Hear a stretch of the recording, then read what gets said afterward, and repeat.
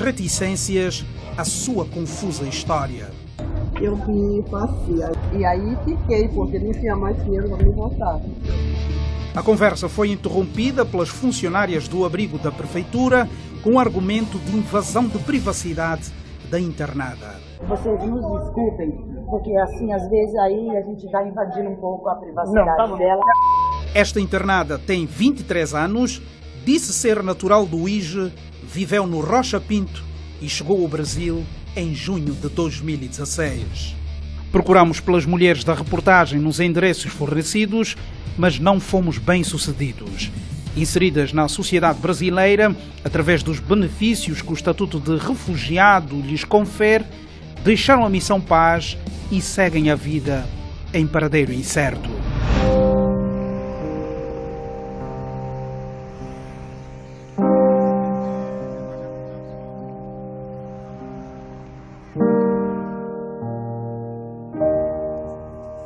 O destino seguinte foi a Missão Paz, por sinal, o mesmo que acolheu as refugiadas da reportagem. Recebidos por uma funcionária de trato fácil, percorremos as instalações e percebemos a importância histórica desta instituição, pois é das principais instituições de São Paulo a abrigar refugiados no Brasil. Na verdade, eu acho que Angola é o país em que está mais equilibrado o número de homens e mulheres. Geralmente, o mais comum é que venham primeiro os homens, arrumem trabalho, se estabeleçam financeiramente para depois trazer esposa e filhos. Mas a gente, de 2015 para cá, a gente recebeu um número enorme só de mulheres. Mulheres grávidas, com os filhos, de 2015 para cá. Eu me lembro que quando eu voltei de férias no mês de março de 2015, me disseram que tem 19 moças grávidas, 19 angolanas. Eu falei, não, 19 africanas, não, 19 angolanas. E a maior parte delas em busca de refúgio? Ou... Elas vêm para ter o filho aqui no Brasil e assim poder fazer a carta da reunião familiar, que é uma lei universal. Exato. Todos os países que aceitam refugiados aceitam a família nuclear junto.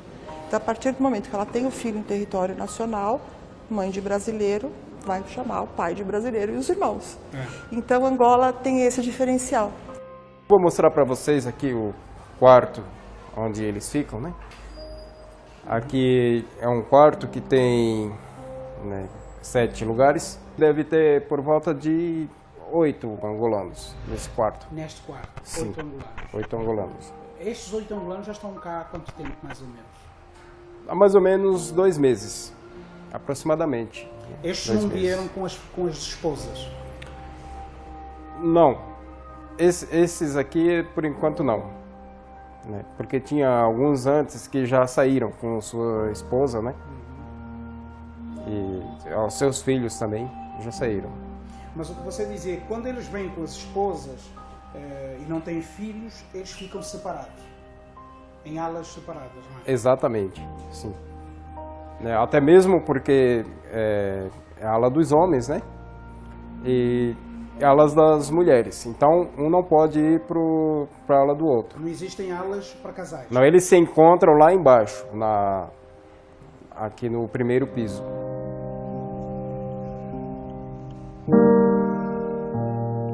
O padre Paulo Paris é o diretor da Missão Paz. O padre contou-nos que já lá vão alguns anos desde a passagem das mulheres da reportagem na missão e que hoje o número de angolanos neste estabelecimento reduziu consideravelmente.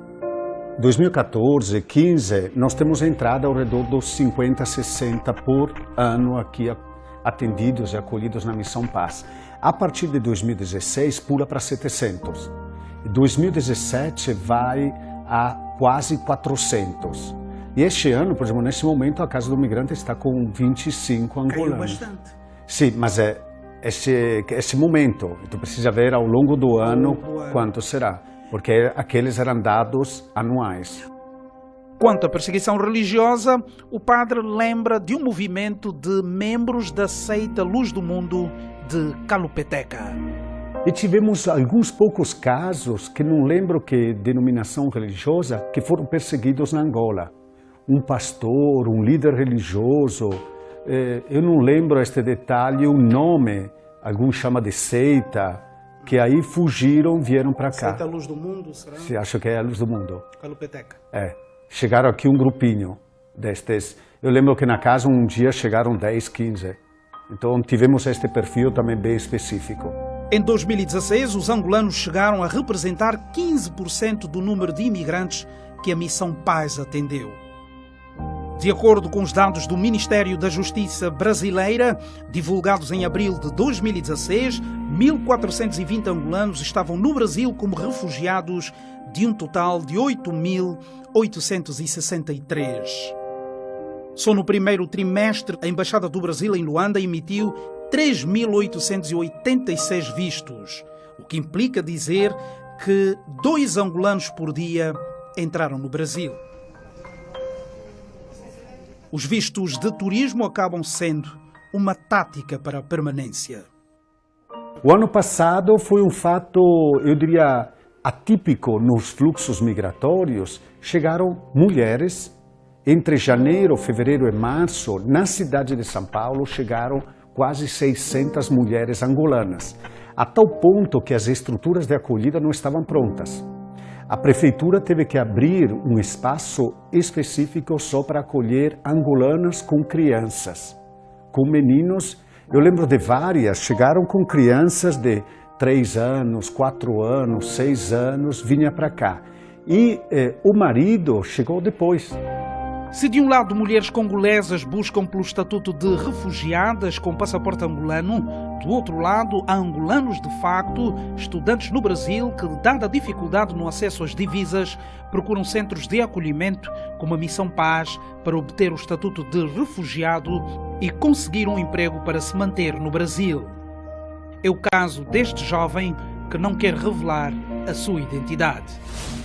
E o que é que aconteceu para que viesse parar aqui na Missão Paz?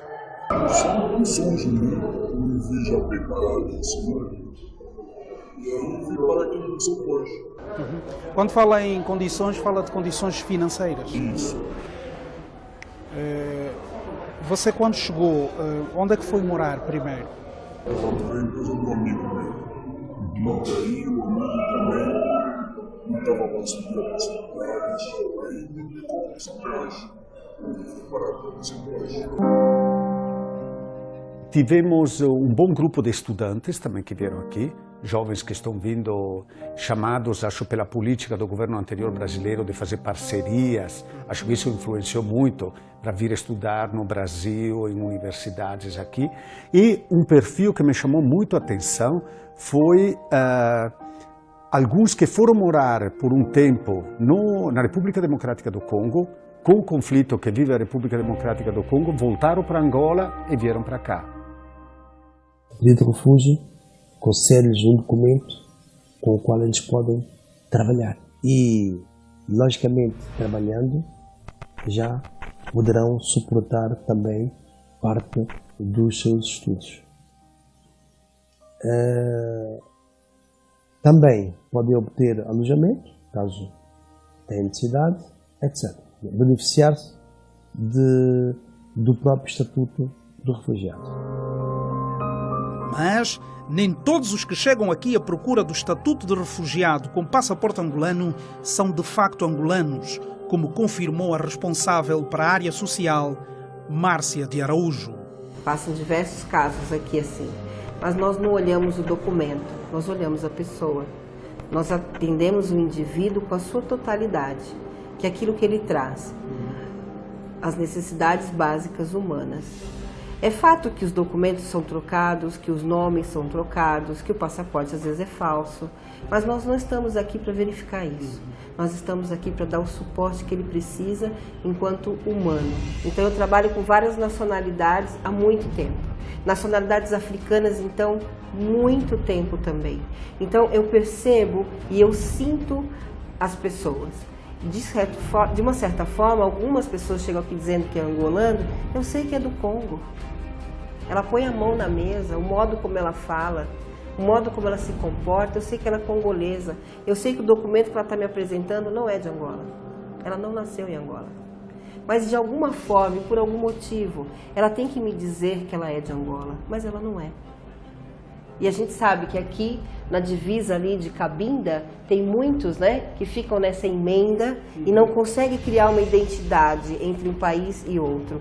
E acaba dizendo que é de Angola porque tem uma preferência, acaba criando um documento falsificado porque quer se dizer que é de Angola e não do Congo, por alguma desavença. Então, há uma mistura aí de desejos e também de questões intrínsecas à pessoa que eu tenho que respeitar, para ela estar me passando essa identidade falsa. E depois, com o tempo, naturalmente, ela não vai deixar de ser quem ela é. Ela não vai deixar de ser, ela não consegue muito tempo ser chamada por outro nome e perder a identidade de raiz que ela tem, né? Que a família deu, o nome que foi dado. E com o tempo ele acaba vindo até nós e dizendo, olha, esse documento não era, por algum motivo ele acaba explicando por que ele usou essa identidade falsa e está tudo bem, porque nós não estamos aqui para julgar. Para julgar.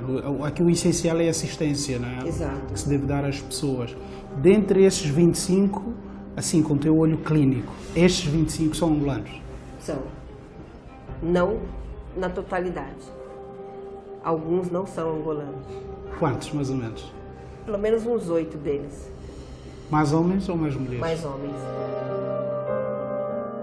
Márcia diz conhecer o angolano e guarda com carinho um presente que ganhou de um angolano de facto.